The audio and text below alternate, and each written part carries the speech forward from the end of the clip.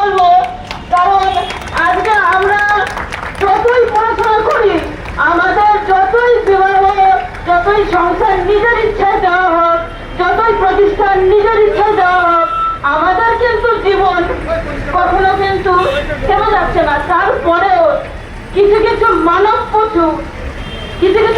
পশু অর্থাৎ পৃথিবীতে সকল পুরুষ কিন্তু মানুষ নয়। পুরুষ হলেই সে কিন্তু মানুষ নয়। মানুষকে তোমরা নিজেরাই চিনতে শেখো। যার ব্যক্তিগত অভিজ্ঞতা আছে সে খুব ভালো লাগে, আমি নিজে সেটাই। এই জন্য আমি বলবো, এই পৃথিবীতে আমি প্রাণী সবাইকে বলি, কিন্তু মানুষ সবাইকে আমি বলি না। এটা আমার ব্যক্তিগত শিক্ষা এবং প্র্যাকটিক্যাল শিক্ষা।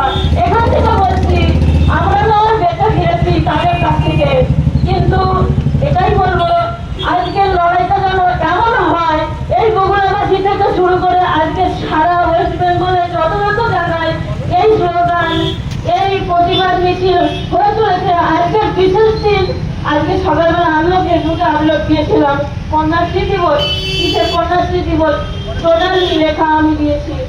কিন্তু তারপরে কথা হচ্ছে এটাই, মেইন বক্তব্য এখানে যে আজকের দেশের স্বাধীনতা আধুনিক যুগে ফিরে আসার পরেও একটা মেয়ে, একটা ছেলে, স্বপ্নদ্বীপের মতো একটা ছেলে র্যাগিং এর অত্যাচারে মারা গেল আগের বছর, আমাদেরই বগুড়া ছেলে। তার মা বাবারও মনে হয় সে একমাত্র ছেলে ছিল। তার মা বাবা তো তাকে আর ফিরে পাবে না, মৌমিতাও চলে গেল। সে এখন ডাক্তার হতে পেরেছিল, ইঞ্জিনিয়ার ডাক্তার, মানে কি যে ইঞ্জিনিয়ার ডাক্তার সেটাই। আমরা পড়াশোনা করি সমাজকে গড়ে তুলবো বলে, সমাজকে গড়ে তোলার জন্য আমরা যে মিছিল করতে শুরু করেছি দীর্ঘ 2 ঘন্টা ধরে, সেই মিছিলের পেছনে কিন্তু আমাদের মানবতা, আদর্শতার শিক্ষা আছে। এই শিক্ষাটা যার মধ্যে নেই সেই একমাত্র আজকের দিনের কুখ্যাত অমানব, যাকে আমরা ঘৃণা করি, যাকে আমরা শাস্তি দেওয়ার জন্য, যাকে আমরা যে সমস্ত প্রাণীগুলো আমাদের ভূতের উপর অত্যাচার করে, আমাদের মেরে ফেলে, সেই সমস্ত জানোয়ারকে আমি তো শুধু ঘৃণা করি। মনে হয় সেই জাস্টিস হওয়া উচিত, এই ধরনের পশুগুলোর যেন মৃত্যুদণ্ড হয়। এটা বিচার অনুযায়ী আমার মনে হয়, ভগবান তার কি করবে আমিও জানি না, কিন্তু আমাদের লড়াই আগুন কমেও আগুনের মতো জ্বলে উঠুক সবসময়, এটা আমার কাছে। এবং আশা রাখি এটাই যে আমরা শুধু বগুড়াবাসী নয়, এরকম অত্যাচারের সুচরি রেকর্ড হয়ে চলেছে। আমরা কিন্তু পশ্চিম বাংলার বুকে এই ধরনের ঘটনা শুধু বারবার দেখছি।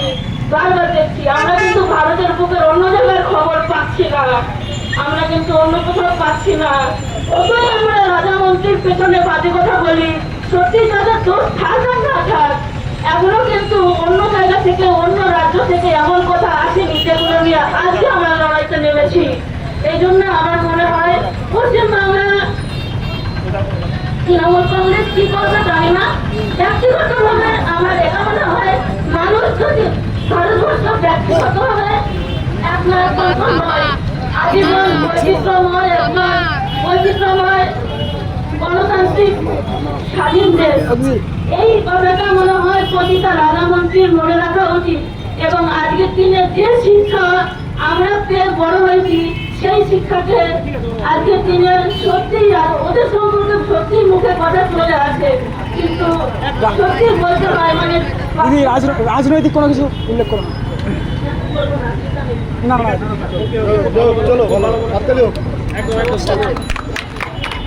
আমরা আশা রাখি যে পৃথিবী নয়, আশা রাখি আমরা যে দেশে আছি সেই ভারতের